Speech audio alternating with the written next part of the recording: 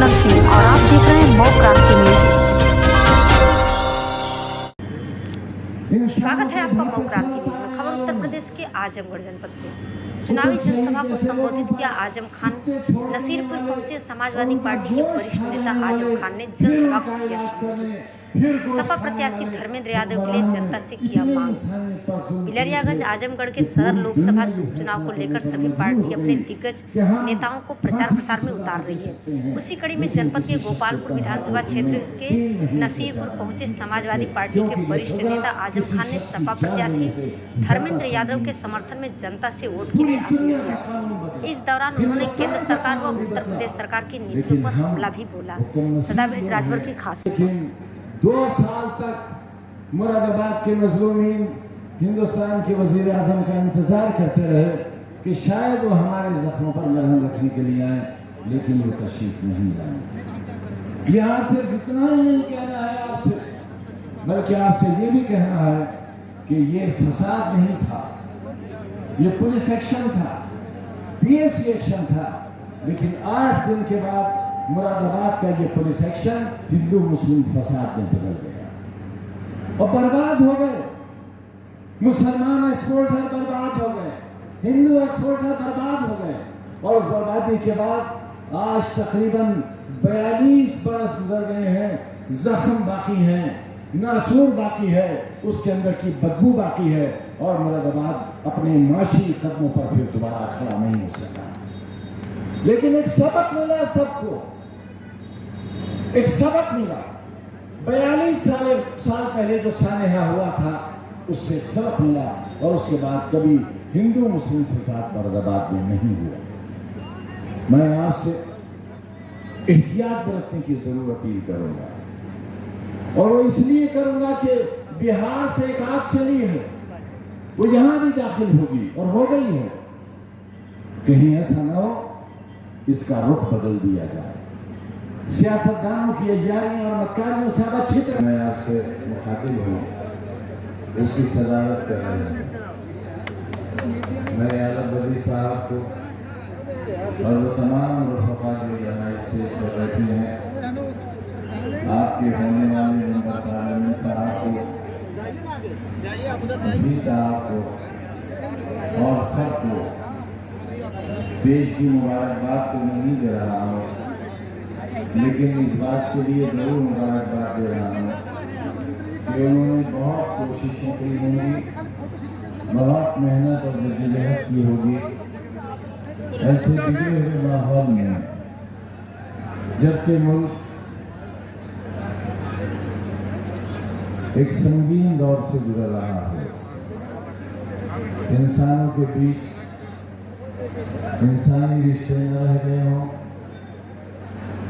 घृणा का माहौल पैदा किया गया हो, नफरत शब्द छोटा पड़ जाएगा। हिंदी का ये शब्द बहुत वजनी है। घृणा का माहौल बनाया गया है, लोग एक दूसरे के मोहल्लों में रहने से डरने लगे हैं,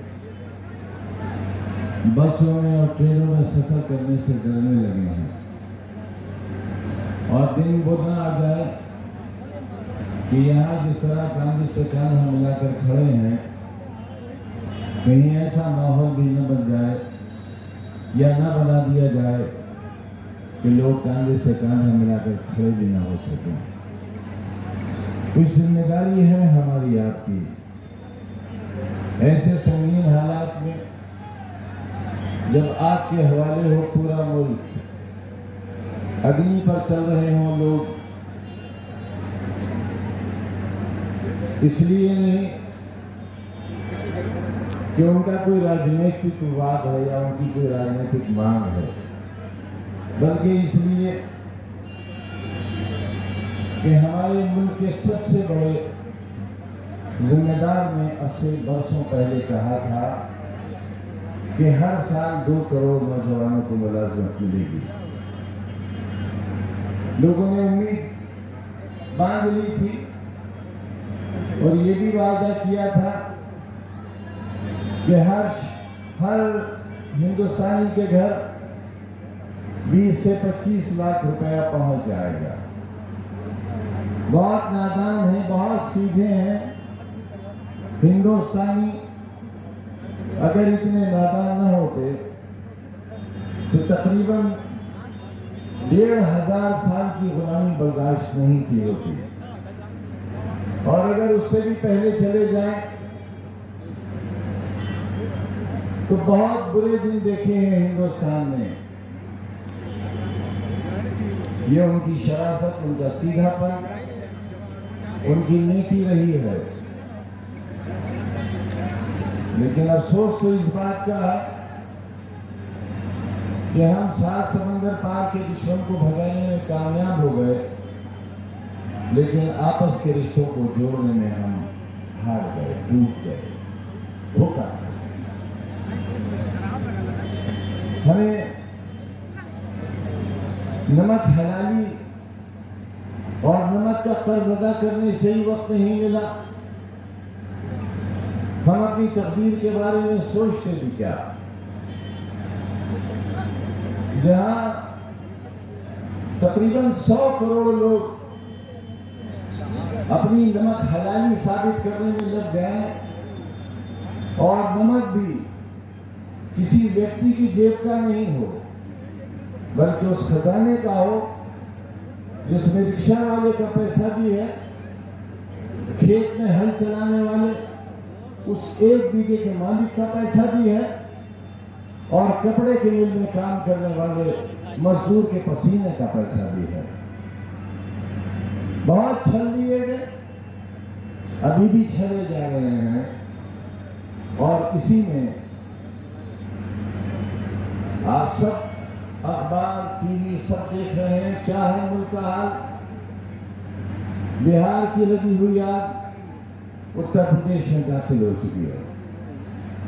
नहीं मालूम किस किसका दामन जलेगा, ये भी नहीं मालूम किसका घर, किसकी दुकान और किसकी गली जलेगी, और ये भी नहीं मालूम कि इस आग में किस किस को निशाना बनाया जाएगा।